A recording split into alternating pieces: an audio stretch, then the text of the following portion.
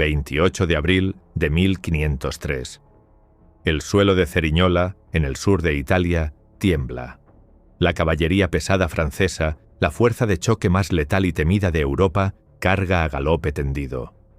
Durante siglos, este ataque frontal de jinetes acorazados había sido absolutamente imparable. Frente a ellos, un ejército español muy inferior en número espera en un silencio sepulcral, agazapado detrás de una simple zanja de tierra. Los franceses se ríen de lo que parece una defensa miserable. Se acercan, 50 metros, 30 metros, 15 metros. De repente, la zanja escupe fuego, humo y plomo. Los invencibles caballeros franceses caen masacrados antes siquiera de tocar a los españoles. Aquel día, la Edad Media había terminado. Acababa de nacer la guerra moderna. Y todo fue gracias a la mente de un solo hombre. Para entender esta revolución, debemos viajar al Renacimiento. España y Francia se están disputando el control del reino de Nápoles. Es un choque de titanes. Francia tiene el ejército perfecto de la época, su temible caballería aristocrática y la brutal infantería suiza.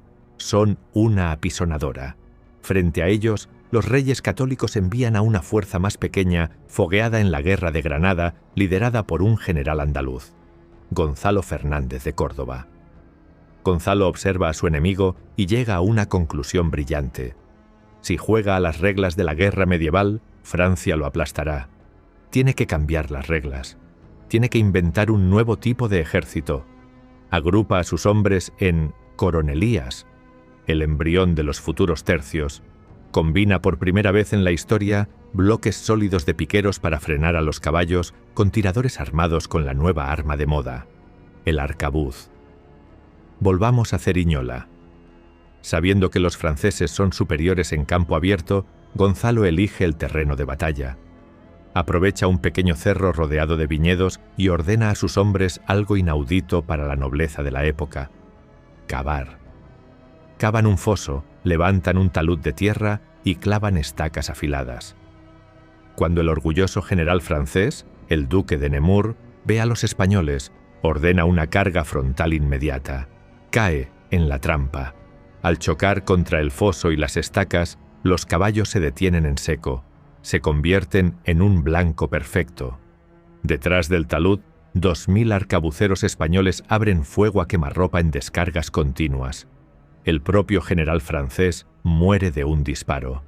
La infantería acaba de derrotar a la caballería. Fue la primera batalla de la historia decidida por armas de fuego portátiles. Pero Gonzalo no solo revolucionó la táctica, también la estrategia. Meses después de Cerignola, llega el invierno. Ambos ejércitos están atascados frente a frente, separados por las aguas heladas del río Garellano. El frío, el barro y las enfermedades están diezmando a las tropas. Los franceses, confiados en que nadie ataca en pleno invierno, se relajan en sus campamentos. Subestiman, de nuevo, a Gonzalo. En la noche del 28 de diciembre, bajo una tormenta perfecta, el general español ordena tender un puente de barcas en secreto, kilómetros río arriba. Mientras una pequeña fuerza distrae a los franceses de frente, el grueso del ejército español cruza en la oscuridad y cae sobre su flanco por sorpresa. La masacre es absoluta. El ejército francés es borrado del mapa. Nápoles es conquistada. Las victorias de Gonzalo Fernández de Córdoba asombraron a Europa entera. Por su genio, sus propios soldados y sus enemigos comenzaron a llamarle con un apodo que pasaría a la eternidad: el Gran Capitán. Había enterrado la guerra medieval.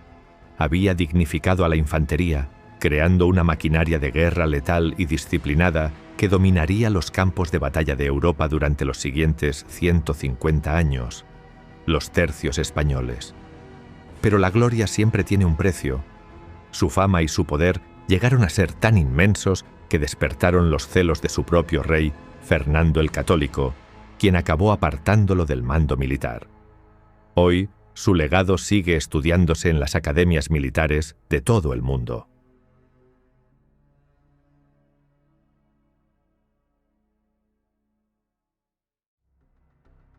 madrugada del 24 de febrero de 1525.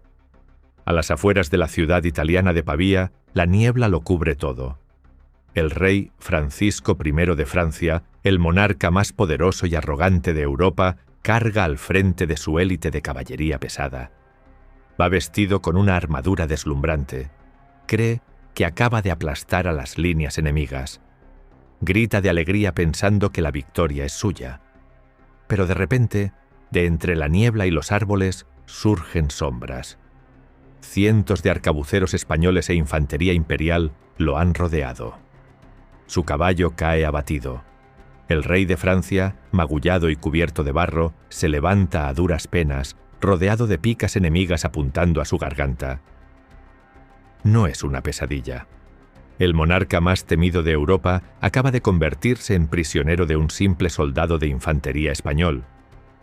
Para entender cómo el rey de Francia acabó comiendo barro, hay que entender el mayor duelo de egos del siglo XVI. Francisco I de Francia contra Carlos V de España y Alemania. Ambos se odian, ambos quieren dominar Europa, y el tablero de ajedrez es, una vez más, el norte de Italia. Francisco I ha cruzado los Alpes con un ejército colosal y ha puesto sitio a la ciudad de Pavía, defendida por una guarnición española al mando del incombustible Antonio de Leiva.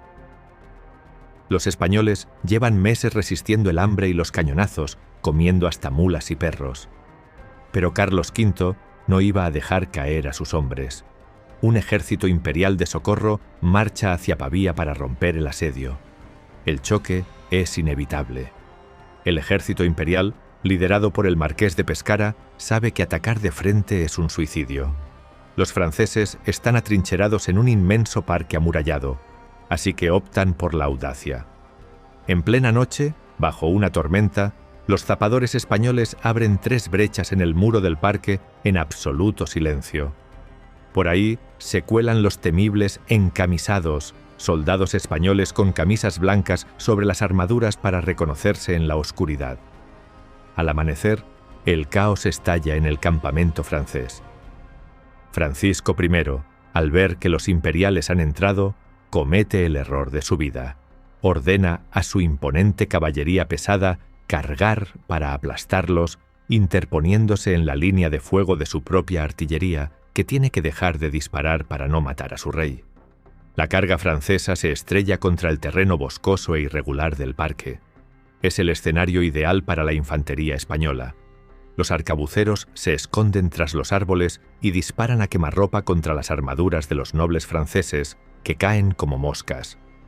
Mientras tanto, en el centro, los letales piqueros alemanes de Carlos V, los lansquenetes, masacran a la Banda Negra, los mercenarios de élite del rey francés. Y entonces ocurre lo impensable. Francisco cae de su caballo. 3 soldados de la infantería imperial, entre ellos el vasco Juan de Urbieta y el gallego Alonso Pita da Veiga, lo rodean, le ponen la espada en el cuello y le exigen la rendición. La flor innata de la nobleza francesa ha sido aniquilada en apenas 2 horas. Desde su celda, el rey francés escribió a su madre una carta con una frase que pasaría a la historia. De todas las cosas, no me ha quedado nada más que el honor y la vida, que está a salvo. Aunque la leyenda la resumió en el famoso «Todo se ha perdido, menos el honor». El rey de Francia fue llevado a Madrid como prisionero de Carlos V.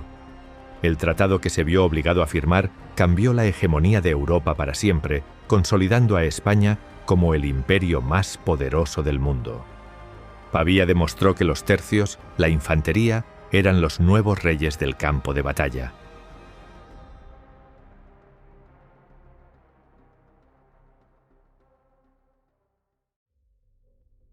Verano de 1539. Mar Adriático. La mayor flota del mundo islámico rodea una pequeña fortaleza medio en ruinas, Castelnuovo. 50.000 soldados otomanos, liderados por el temible pirata Barbarroja, exigen la rendición inmediata de la guarnición que hay dentro. Barbarroja, sabiendo que la victoria es suya, ofrece a los defensores un trato increíblemente generoso. perdonarles la vida, darles oro y ponerles barcos para volver a España. Pero dentro de esos muros hay 3.000 infantes de los tercios españoles. Su comandante, Francisco de Sarmiento, sale a las murallas y le devuelve el mensaje al enviado otomano. Dile a tu señor que venga cuando quiera, que Dios está en el cielo y aquí nosotros estamos listos para morir por nuestro rey y por nuestra fe. Acaba de firmar su sentencia de muerte. Va a comenzar la batalla de las Termópilas de la historia de España. Estamos en pleno siglo XVI. Carlos V y el sultán Solimán el Magnífico se disputan el control absoluto del mar Mediterráneo. Un año antes, una alianza cristiana llamada la Liga Santa conquistó la estratégica plaza de Castelnuovo, en la actual costa de Montenegro. Pero la alianza cristiana se rompió por rencillas internas. Las flotas de Venecia y del Papa abandonaron la zona, dejando al Tercio Viejo de Sarmiento completamente aislado, a miles de kilómetros de casa y rodeado de territorio enemigo.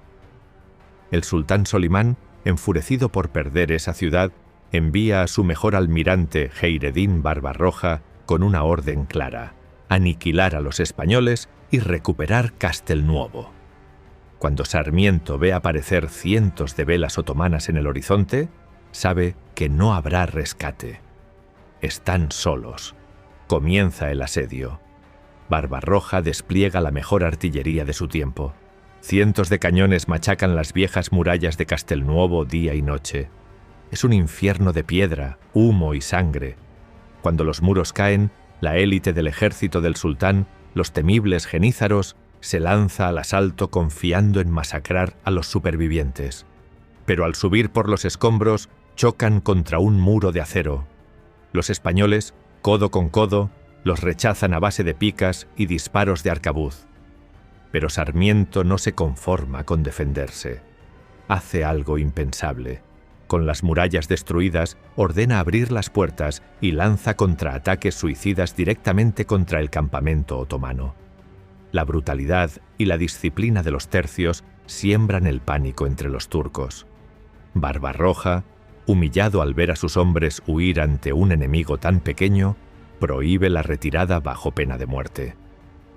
Llegamos al 7 de agosto. Llevan casi un mes luchando sin descanso. No quedan murallas, no quedan alimentos, y lo peor de todo, empieza a llover torrencialmente, inutilizando la pólvora de los arcabuces españoles.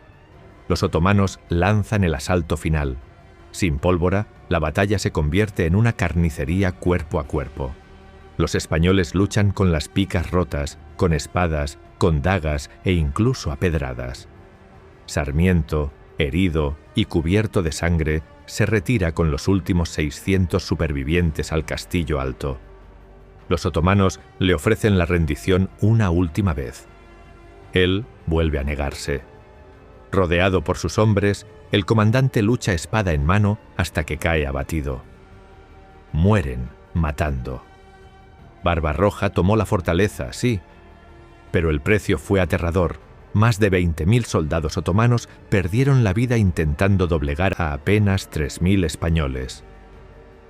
Europa entera se quedó sin aliento al conocer la noticia.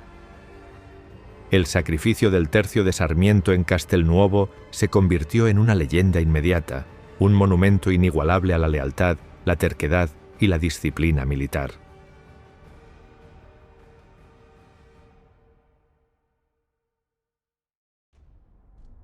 ...7 de octubre de 1571... Golfo de Lepanto, Grecia. Imagina un frente de batalla de casi 5 kilómetros de largo. Más de 400 barcos de guerra remando unos contra otros a toda velocidad. 150.000 hombres a punto de matarse en medio del mar. Cuando las flotas chocan, los barcos quedan tan apretados, tan encajados los unos con los otros, que el mar desaparece. La batalla naval se convierte en el campo de batalla de infantería más sangriento jamás visto. El agua del Mediterráneo, literalmente, se tiñe de rojo. De un lado, el Imperio Otomano, la superpotencia invicta que amenaza con conquistar toda Europa. Del otro, la última esperanza de Occidente, la Liga Santa, liderada por España. Hoy viajamos a la más alta ocasión que vieron los siglos pasados, los presentes, ni esperan ver los venideros. Hoy viajamos a Lepanto. Para entender la magnitud de Lepanto, hay que entender el pánico que vivía Europa. El Imperio Otomano es una apisonadora. Acaban de tomar la isla de Chipre, desollando vivo al comandante cristiano veneciano. Si nadie los frena, Roma y la costa española serán las siguientes. Desesperado, el Papa Pío V llama a una cruzada. Nace así la Liga Santa, una coalición formada por el Papado, la República de Venecia y el Imperio Español, bajo el reinado de Felipe II, que es quien paga la inmensa mayoría de la flota y pone a la mejor infantería del mundo, los tercios. Para liderar esta armada de egos frágiles, Felipe II elige a su medio hermano, don Juan de Austria. Un joven de apenas 24 años, carismático y valiente, que tiene la dificilísima tarea de unir a venecianos y españoles para que no se maten entre ellos antes de llegar al enemigo. Amanece en Lepanto. La flota otomana de Alí Bajá se despliega en forma de media luna. Son más rápidos y tienen más barcos. Parecen invencibles. Pero don Juan de Austria tiene un as en la manga, 6 galeazas venecianas. Son fortalezas flotantes, lentas, pero erizadas de cañones pesados. Las sitúa en vanguardia. Cuando los turcos se acercan, las galeazas abren fuego a discreción. El destrozo es absoluto. Decenas de galeras turcas vuelan por los aires antes de llegar al cuerpo a cuerpo. La línea otomana se rompe, pero los turcos no se rinden. Las flotas chocan frontalmente. En ese momento, las tácticas navales desaparecen. Los españoles lanzan ganchos, amarran los barcos enemigos al suyo y saltan al abordaje. Es la especialidad de los tercios: picas, espadas, dagas y arcabuces disparando a quemarropa en un espacio donde no hay escapatoria. Es matar o morir ahogado. El clímax de la masacre llega en el centro de la batalla. Las 2 naves capitanas, la Real de don Juan de Austria y la Sultana de Alí Bajá, chocan de frente con tanta violencia que el espolón español destroza la proa turca. Se desata un infierno a bordo. 400 genízaros de élite contra 400 veteranos de los tercios. La nave cristiana es asaltada 2 veces y 2 veces los turcos son masacrados. En el tercer asalto español, Alí Bajá cae muerto de un disparo de arcabuz. Un soldado español le corta la cabeza y la alza en una pica. El centro otomano colapsa. Y mientras todo esto ocurre, en otra galera llamada Marquesa, un joven soldado español enfermo de fiebres se niega a quedarse en la bodega. Sube a cubierta, lucha como un león y recibe 2 disparos en el pecho y un tercero que le destroza la mano izquierda para siempre. Su nombre era Miguel de Cervantes. Al caer la tarde, el silencio volvió al Mediterráneo.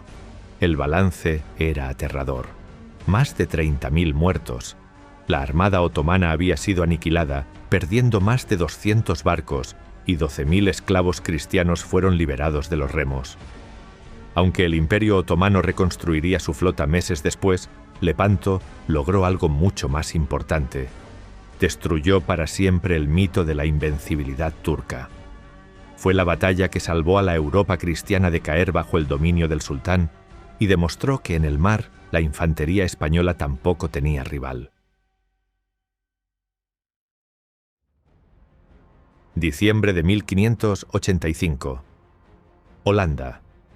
5.000 soldados españoles, la élite del Tercio Viejo de Zamora, están atrapados en el monte de Empel, un pequeño trozo de tierra rodeado de agua helada. No tienen comida, no tienen ropa de abrigo, y lo peor, están completamente rodeados por una flota de 100 barcos rebeldes holandeses que los bombardean sin piedad día y noche. El almirante enemigo, sabiendo que los españoles están condenados, rompe los diques de los ríos cercanos para inundar el campamento. El agua empieza a subir. O se ahogan, o mueren de frío, o se rinden. El almirante holandés les ofrece una rendición honrosa. La respuesta del comandante español Francisco Arias de Bobadilla, pasó a la historia. Los infantes españoles prefieren la muerte a la deshonra. Ya hablaremos de capitulación después de muertos. Estaban a punto de protagonizar el rescate más increíble de la historia militar. Estamos en plena guerra de los 80 años. El Imperio español lucha por mantener el control de los Países Bajos, un territorio lleno de canales, pantanos y frío, muchísimo frío. Es el infierno en la tierra para un soldado del sur de Europa. El tercio de Bobadilla había quedado aislado en la isla de Bommel tras una serie de maniobras. Los rebeldes holandeses, liderados por el conde de Hohenlohe, vieron la oportunidad perfecta para aniquilar de un plumazo a 5.000 veteranos españoles. Con los diques rotos y el agua subiendo hasta las rodillas, los españoles se ven obligados a atrincherarse en el único punto elevado que queda seco, el pequeño montículo de Empel. Es el 7 de diciembre. Los soldados, desnutridos y empapados, empiezan a cavar trincheras en el barro helado para protegerse de los cañonazos de los barcos enemigos. Parecía que iba a ser su última noche con vida. Mientras un soldado español cava desesperadamente una trinchera, su pala choca contra algo duro. No es una piedra, es una tabla de madera enterrada. Al limpiarle el barro, los soldados se quedan boquiabiertos. Es una pintura flamenca que representa a la Inmaculada Concepción de la Virgen María. En un siglo donde la fe lo era absolutamente todo, aquel hallazgo en medio de la desesperación fue como una descarga eléctrica. Bobadilla ordena colocar la imagen en un altar improvisado con una bandera. Los 5.000 soldados, que horas antes esperaban la muerte, se arrodillan en el barro y rezan. De repente, la moral de la tropa se dispara.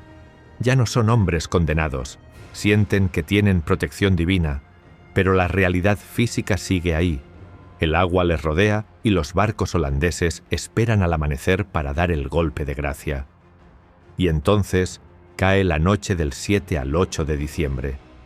Y ocurre algo que los meteorólogos aún hoy consideran una anomalía extrema. La temperatura cae en picado de forma repentina. Un viento gélido barre la zona y en cuestión de horas, las aguas del río Mosa se congelan por completo. El agua que iba a ser la tumba de los españoles se convierte en una gruesa capa de hielo. Al amanecer, los holandeses no dan crédito a lo que ven. Sus barcos han quedado atrapados, inmovilizados en el hielo. Bobadilla no lo duda. Ordena el ataque. Los tercios españoles, caminando sobre el río congelado, asaltan los barcos rebeldes a pie. Es una masacre. Los españoles, furiosos, queman las naves enemigas y acuchillan a las tripulaciones. El almirante holandés, aterrorizado, da la orden de huir como pueden rompiendo el hielo, dejando atrás sus posiciones. El cazador se acababa de convertir en la presa. Al ver a su flota destruida y a los españoles marchando sobre las aguas heladas, el almirante holandés Hohenlohe pronunció una frase de pura frustración que quedaría para la eternidad. Tal parece que Dios es español al obrar, para mí, tan gran milagro. Aquel mismo día, entre el humo de los barcos quemados y el hielo manchado de sangre, los tercios proclamaron a la Inmaculada Concepción como su patrona. Una tradición que se hizo oficial años más tarde y que, a día de hoy, más de 400 años después, la infantería española sigue celebrando cada 8 de diciembre.